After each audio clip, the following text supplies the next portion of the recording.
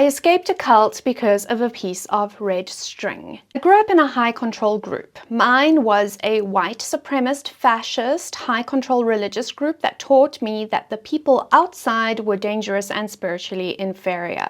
I had no framework to question that. Every piece of information I received about the outside world came from them. But I was one of what we called Mandela's children. This is a cohort of children in South Africa who never experienced racial segregation at school.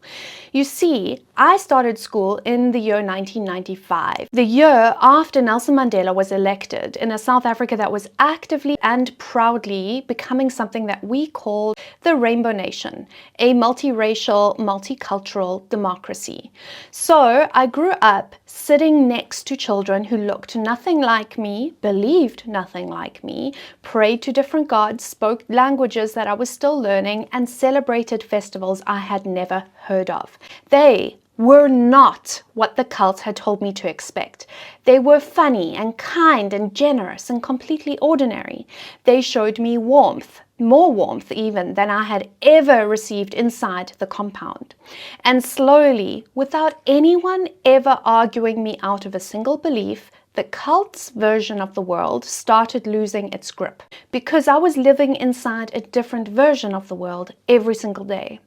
Now, my best friend at school was Hindu, and during Diwali one year, she tied a sacred red thread around my wrist as a blessing.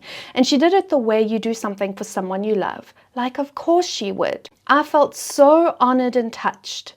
And then I felt completely terrified because I had been taught that this was blasphemy and idol worship. I went home and I hid the string, but I didn't take it off. In fact, I wore it for months. I protected it. And the tradition says that you don't remove it yourself. You wear it until it falls away naturally. Now, it was a sin for me to have worn this string, and I waited patiently for something terrible to happen. But it never did. I knew that the cult had been wrong about the people outside of it. Once I knew that, I couldn't stop wondering about what else they'd been wrong about.